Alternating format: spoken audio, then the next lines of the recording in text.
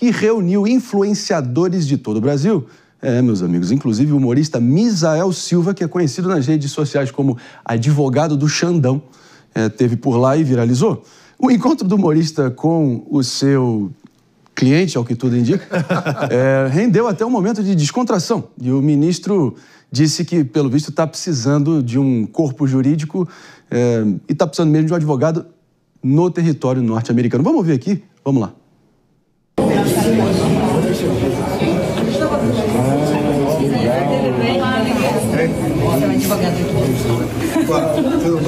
Tudo bem. Tive que sair do home office. Não deu. Tá acontecendo aí que eu fui chamado. Tudo bem. Um grande encontro aqui com os seus colaboradores também. Tá bem, meu advogado, hein? Eu tô precisando mesmo. Você fala inglês também, Fran? Eu falo. Pra me defender nos Estados Unidos também? Obrigado, eu agradeço.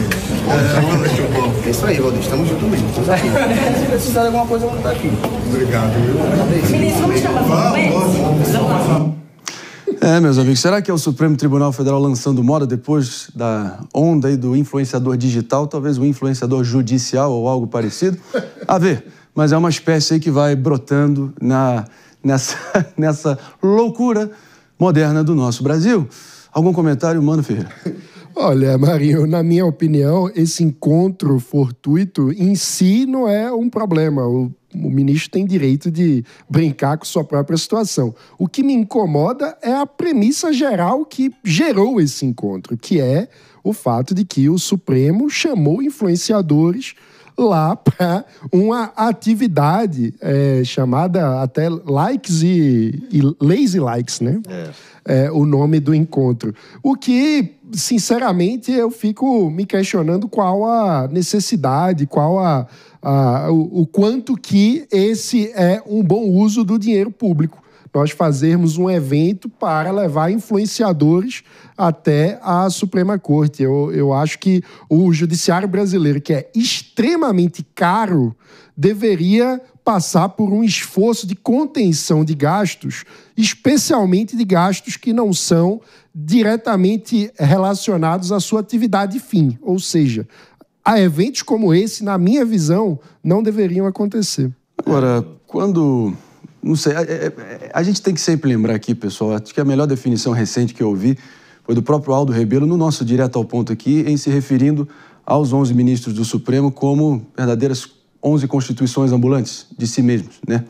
E é impressionante que a melhor forma que eu encontrei de contextualizar a situação do Brasil como um todo para americanos, quando eu estive em Washington recentemente, e amigos, enfim, gringos, foi dizendo que hoje em dia, se você parar em qualquer estação de ônibus, enfim, ali em Sapopemba, e eu tenho certeza que o cidadão brasileiro médio vai ter mais facilidade em elencar os 11 ministros do Supremo do que os 11 titulares da seleção brasileira. Eu acho que isso é a constatação mais simbólica e representativa do momento da vida nacional, né, Priscila?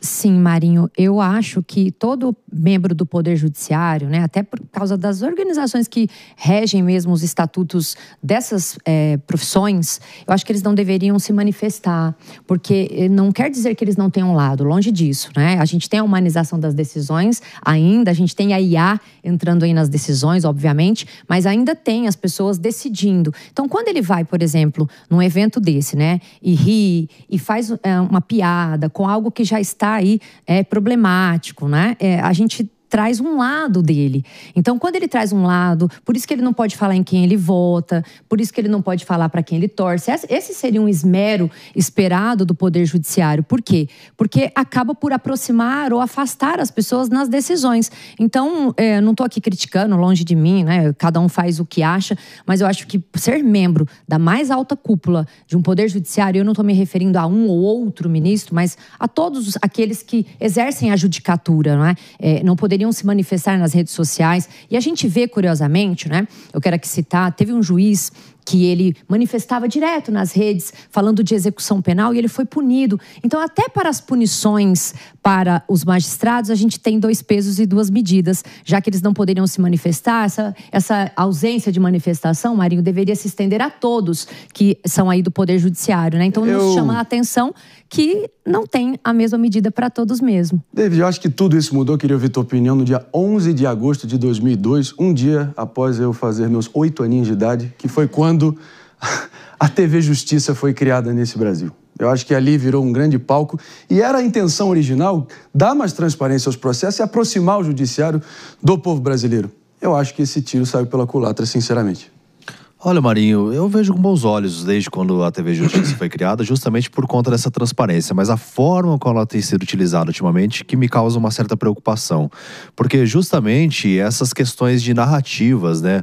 O Mano, acho que trouxe um ponto que é fundamental nessa discussão sobre o porquê de gerar esse engajamento no Supremo Tribunal Federal. Uma coisa é o ministro ir até algum evento ao qual ele foi ali chamado para participar, outra coisa é o Supremo Tribunal Federal, que utiliza os nossos recursos, promover esse evento. Qual a finalidade disso? Porque um juiz que ele vai ali avaliar o mérito, ele não tem que estar nos holofotes, ele tem que se ater aos autos do processo, de que forma que ele vai fazer a análise, e não tem por que se manifestar de outra forma a não ser nos próprios autos, mas não é isso que a gente tem visto ultimamente, onde a gente não só vê o Alexandre de Moraes, né, nessa cena aí que viralizou na rede social, mas também outros ministros se manifestando, até mesmo dando opiniões, até com questões que podem trazer dificuldades democráticas pra gente em relação... Aliás, democráticas não, perdoa. Perdão. Vamos rebobinar para não ter processo. Com decisões quanto à nossa soberania, vamos dizer. Olha, mas calma aí. Assim, Marinho, se me permite, eu queria falar da questão que você trouxe, que eu acho muito pertinente, a questão da criação da TV Justiça e do debate sobre transparência, porque parece que em algum momento nós confundimos transparência com espetacularização. É isso aí. Porque você garantir transparência para o judiciário quer dizer garantir que todas as partes, que toda a sociedade possa ter acesso aos autos de processos, que possa entender a fundamentação jurídica das decisões. Então, tem até um aspecto que a gente poderia fazer um debate sobre como democratizar o uso da linguagem jurídica que vai nas decisões para que seja uma linguagem mais acessível para uma parcela mais expressiva da população e não apenas aqueles códigos que só os juristas conseguem entender o que é que está se passando. Isso traria muito mais transparência e conexão com as pessoas do que transformar o judiciário num reality show que tem transmissão ao vivo por uma TV. Sabe qual é o pior? Isso é muito mais a sociedade do espetáculo adentrando as instituições oficiais do que o princípio da transparência sendo executado. Um dos últimos atos de Fernando Henrique Cardoso como presidente, que nos legou a TV Justiça. Agora, só para a gente entender aqui, pessoal, para não parecer que é birra ou que a gente está, enfim, de forma...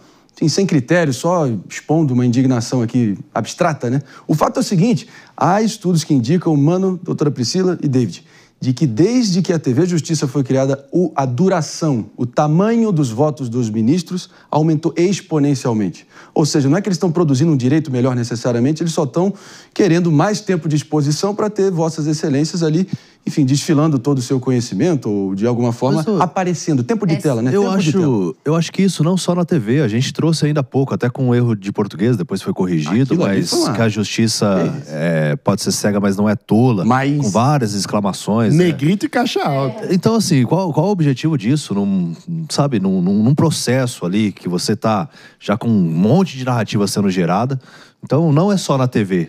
A gente também tem visto nas sentenças. E, curiosamente, a Constituição Federal, Marinho, fala no artigo 93.9 que os processos devem ser públicos mesmo. Isso é fato. Sim. Mas, como você bem ponderou, quando a gente espetaculariza né, os processos, para poder jogar isso para o povo, né, isso que nos chama atenção. E, curiosamente, aqui fazendo um parêntese, por mais que eles sejam públicos, o juiz ele pode decretar ali um segredo. Então, quando eles colocam só o que o povo quer ver dentro de um processo, é que nos preocupa. Eu te explico isso, porque muitos advogados reclamaram junto ao AB que não tiveram acesso justamente ao processo em que eles só colocam nos autos aí, né, para a mídia, para a imprensa, enfim, aquilo que ele quer ou que eles querem que seja conhecido pelo povo. Então, isso que nos preocupa, né? Violação de prerrogativas, violação de direitos. E quando eu falo violação de direitos, eu quero dizer aqui para nossa audiência que não é do A e não é do B, né? De todas as pessoas que procuram o Poder Judiciário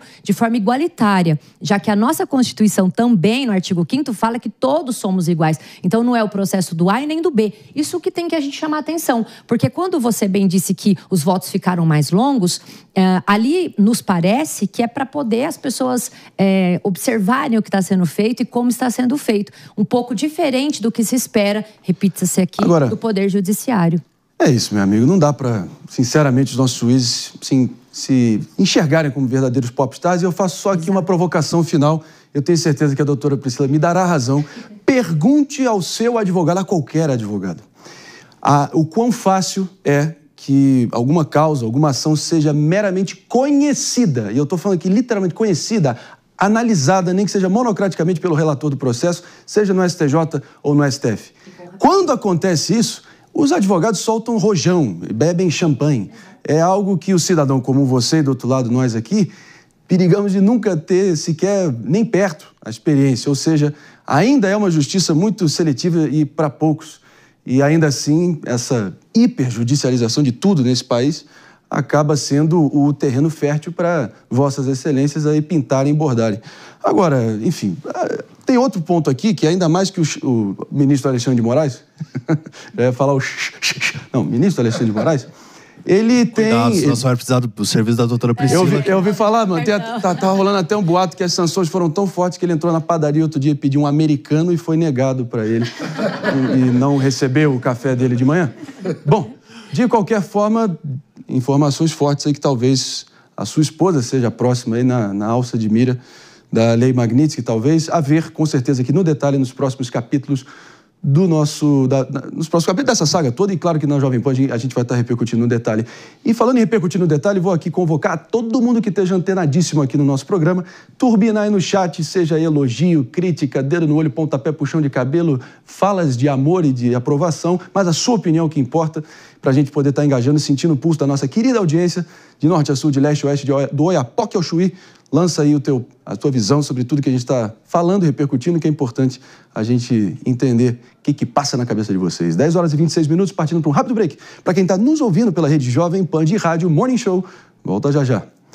Agora, ainda falando em Brasília, meus amigos e minhas amigas, olha só, a Praça dos Três Poderes, que abriga o Planalto, o Supremo Tribunal Federal e o Congresso Nacional, deve passar por uma grande obra de revitalização. Mano Ferreira, quanto que vai ficar essa reforma para mim, para você, para a doutora Priscila, para o David, para todos os centenas de milhares de pessoas nos ouvindo e nos assistindo? 29 milhões de reais. Aê, 29 milhões. Exatamente, esse é o custo do projeto que foi aprovado pela Secretaria de Proteção do Patrimônio Histórico e Artístico de Brasília, uma secretaria que é vinculada ao governo do Distrito Federal e que aprovou esse projeto via Lei Rouanet, ou seja, vai haver a captação de recursos através do incentivo da Lei Rouanet junto a parceiros privados para, nos próximos meses, realizar uma obra na Praça dos Três Poderes. E vale dizer que desde o governo Temer,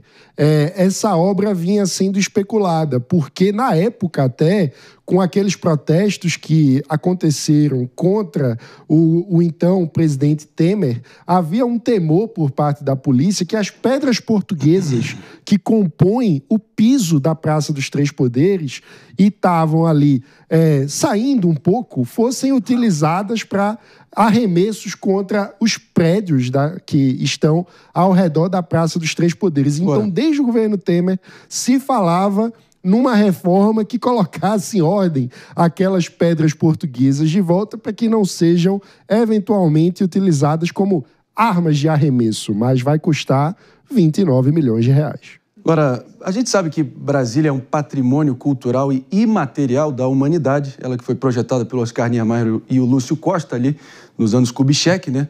Ela, enfim, realmente tem um reconhecimento ali em termos de planejamento urbanístico a nível mundial.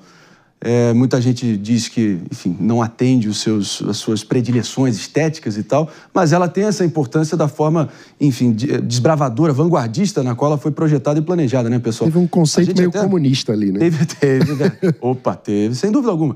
Agora, a gente tem que falar aqui que, enfim, pelo menos nos montantes de 30 milhões, claro que vai gerar uma baita histeria aqui, parece que não é o momento para se fazer uma reforma nesse valor, mas não é necessariamente um valor muito acima de obras públicas de modo geral, mas cá entre nós, dá para entender você que possa estar indignado, porque a verdadeira reforma que precisa ser feita na Praça dos Três Poderes não é exatamente na parte arquitetônica e estrutural, né? Não, e sim Maria, na parte interna, ali nas vísceras e quem habita as instituições e as estruturas, né? Mas se a gente faz obra em casa e normalmente estima um valor e ele fica bem mais elevado, imagine obra pública. Sim. Que aí vão surgindo as surpresas, estourou um negócio aqui, vai ter que reformar outra coisa ali, aí abre Eu vou te falar um negócio. licitações e isso vai se avolumando, né? Então, a ideia inicial é que seja algo em torno de 30 milhões, mas pode elevar muito mais. Agora é o seguinte, eu lembro quando minha segunda casa, o estádio Newton Santos, onde meu querido Botafogo de Futebol Regata jogava, antes de entrar papai John Textor ali para limpar a barra, literalmente, o teto estava todo empoeirado, estava todo manchado, bastou ali realmente fazer um investimentozinho, limpou o teto, e isso você começa a se dar o respeito e começa a ter mais prazer em frequentar o lugar. Todas as vezes que começa a armar um banzé lá em Brasília e começa helicóptero fazendo coberturas, 8 de janeiro e afins, o teto do Palácio do Planalto e do Alvorada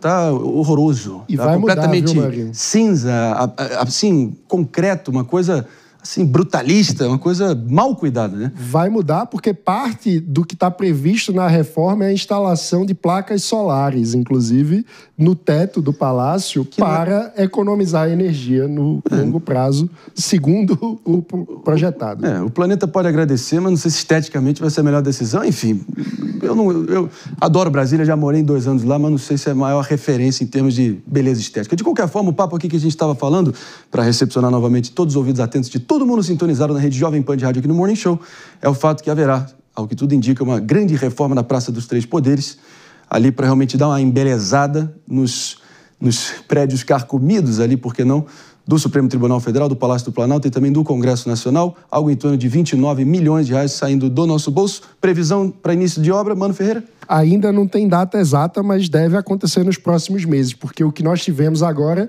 foi a aprovação do projeto pela secretaria ligada ao governo do Distrito Federal, né? Então, uma vez o projeto aprovado, agora vai ter a fase de captação de recursos, que serão via Lei Rouanet, para então começarem as obras. Então, nos próximos meses, provavelmente, teremos em algum momento a Praça dos Três Poderes fechada para obras.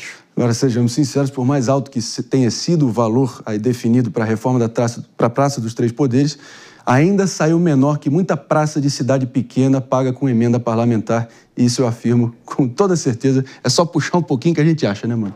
Não é não? Não é não?